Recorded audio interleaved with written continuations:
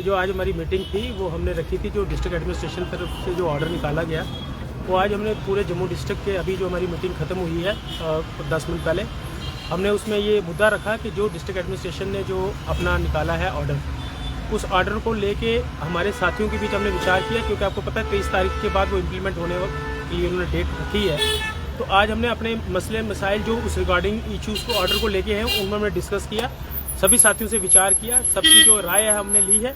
और अब जो लास्ट फाइनल मेरी मीटिंग आरटीओ जम्मू साहब के साथ होने जा रही है, उसमें हम अपनी इस बात को सारे को रखेंगे, ताकि हमारा ये जो ऑर्डर है इसके बीच जो वो चाहते थे एक ट्रायल बेस चलाया जाए, क्योंकि उन्होंने ट्रायल बेस जो है वो 90 दिन का रखा। 90 दिन का ट्रायल बेस कभी होता नहीं है, ट्रायल बेस का एक टाइम पीरियड होता है। उसी और भी काफ़ी सारे इश्यूज़ में जो है वो सारे डिस्कस हुए।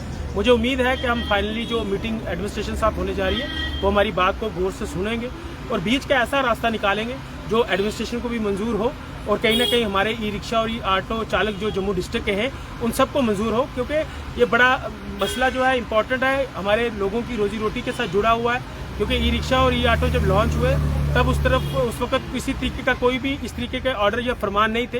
ये सब कुछ ई रिक्शा ई ऑटो सड़क पे जब आया उसके बाद इस तरीके के ऑर्डर जो है इम्प्लीमेंट करने के लिए कहा जा रहा है, तो इसलिए बड़ा सिंसियर इशू है ये।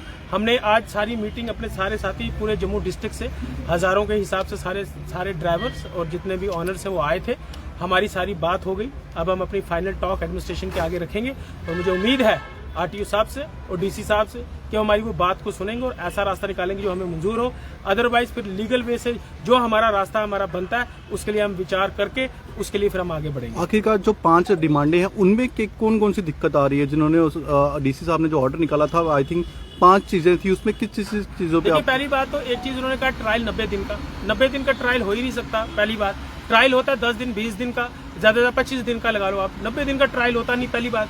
सेकंड, उन्होंने कहा कि पुल क्रॉस करके इधर से उधर नहीं जाएगा, तो कल किसी को इमरजेंसी सर्विस अगर जाना होगा, पेशेंट छोड़ के वापस आएगा तो उसको चलान कर देंगे। अगर किसी को अपना बच्चे को स्कूल को छोड़ना है, ई रिक्शा ई ऑटो का बच्चा वो दूसरे जोन में पढ़ता है, वो अपने बच्चे को स्कूल छोड़ने जाएगा, ये वापस आ रहा होगा तो ये उसको फाइन कर देंगे। दूसरी बात, इस ऑर्डर का एक चीज ये समझ नहीं आती, आपने इस ऑर्डर को इम्प्लीमेंट किस लिए कर रहे हैं कि जम्मू शहर की ट्रैफिक सिस्टम जो है वो कंट्रोल हो। आप मुझे बताएं कि 2.5 फुट 3 फुट की लंबाई का ई ऑटो जो है वो ई रिक्शा वो ट्रैफिक जाम करेगा, जो आने वाले टाइम में जो आपकी ई बसेस लॉन्च होने वाली हैं, जो गांधीनगर चलेंगी, त्रिकुटा नगर चलेंगी, बावे चलेंगी, 12-12 फुट की जो बसेस हैं वो ट्रैफिक के लिए रिजर्व रहेंगी।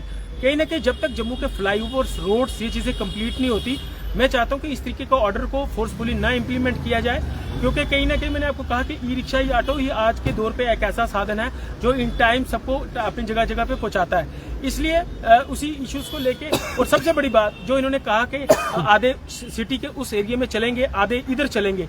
आप मुझे बताएं, आप सबसे पहले कंट्रोल करें जहां से ये फ्लो है, उस चीज पे कैसे काम करना है आप वहां करें। आज मान लो फॉर एग्जांपल 500 उस जोन में चल रहा है, 500 इस जोन में चल रहा है, 6 महीने बाद 5000 उधर हो जाएगा, 5000 इधर हो जाएगा, फिर आप उसको कैसे कंट्रोल करोगे?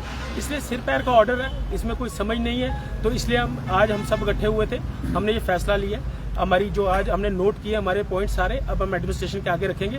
मुझे पूरी उम्मीद है कि आरटीओ साहब से और डीसी जम्मू से हमारी बात सुन के ऐसा रास्ता निकालेंगे जो हम सब साथियों को मंजूर हो। आपको नहीं लगता कहीं ना कहीं ट्रैफिक वालों को भी देखना चाहिए, जिस तरह से अभी एलजी उमर साहब की सरकार ने दीवार मूव को भी लेकर शुरू हो जाएंगे, अब सर्दियों में दीवार मूव भी हो जाएगा, ट्रैफिक भी कहीं ना बढ़ जाएगी। और अगर मैं बात करूं 4th ब्रिज की, अभी तक कोई भी उस पर काम नहीं हुआ है, जिस तरह से आपने बोला रोड अभी तक ठीक नहीं है। आपको क्या लगता है कि अभी ये फैसला ठीक है या नहीं है? बिल्कुल, मैंने आपको कहा कि जो काम करने चाहिए, जो प्रायोरिटी है वो काम पहले होने चाहिए। जैसे आपने रोड्स का कहा, ऐसे हमारे जो इश्यूज हैं, हमने कहा था कि हमारे रेट्स फिक्स करो ई रिक्शा ई ऑटोस के, क्योंकि इसको लेके हमारे लोकल लोगों के साथ जो हमारी सवारी है उनके साथ मेरे लोगों का झगड़ा कई बार हो जाता है, उसके ऊपर कोई काम नहीं है। मैंने इनको कहा था जो आपने स्टैंड अलॉट किए थे, हमारे चार्जिंग पॉइंट जो डीसी मैडम थी पहले लिबासा मैम, उन्होंने कहा था हम आपको चार्जिंग पॉइंट देंगे, उसके ऊपर कोई काम नहीं है। आरटीओ साहब को मैंने कहा कम से कम 15 स्टैंड उनको नोटिफिकेशन करके दिए कि यहाँ स्टैंड स्लॉट करो, क्योंकि ई रिक्शा ई ऑटो की साइड पे खड़े हो, आप कहते हो जगह जगह खड़े होते हैं, उस पर कोई काम नहीं है। सबसे ज्यादा काम करना तो आप करिए जो रेडियां प्रॉपर रोड्स पे लगती ही नहीं है, बीच में लगती है, जिनकी वजह से मेन ट्रैफिक जाम होता है, उस पर आप कोई काम नहीं कर रहे। फ्लाईओवर्स को प्रॉपर स्मूथली कैसे चलाना, उस पर काम नहीं हो रहा। सड़कें जो टूटी फूटी उनको कैसे ठीक करना, उस पर कोई काम नहीं हो रहा। जो काम करने उस पे काम हो नहीं रहा, ई रिक्शा और ई ऑटो के सिर्फ पीछे पड़े हैं। मुझे समझ नहीं आता कि किस माइंडसेट से कौन है इसके पीछे जो इन लोगों को और ये जो सपना है ये ग्रीन कॉरिडोर का, या ऑनरेबल प्राइम मिनिस्टर ने ये सपना देखा था कि हिंदुस्तान को पोल्यूशन फ्री बनाना है। तो एक तरफ ये लोग उस सपने को पूरा कर रहे हैं, दूसरी तरफ आप लोग इन्हीं रोजी रोटी को रोकने की कोशिश कर रहे हैं। मुझे पूरा विश्वास है कि अगर देश का प्रधानमंत्री कृषि कानून के लिए अगर 2 कदम पीछे जा सकता है लोगों के हक के लिए, तो मुझे लगता है आरटीओ साहब और डीसी साहब भी इस ऑर्डर को लेकर 2 कदम जरूर पीछे हटेंगे, ताकि हमारे लोगों को परेशानी जो है वो ना हो। आप कब मिलने जा रहे हैं उनसे? देखिए, आरटीओ साहब से हमारी परसों मीटिंग है, लास्ट मीटिंग है, क्योंकि टाइम रह गया 3-4 दिन रह गए। परसों हम लास्ट अपना जो भी है ब्लूप्रिंट तैयार करके उनके टेबल पर रखेंगे।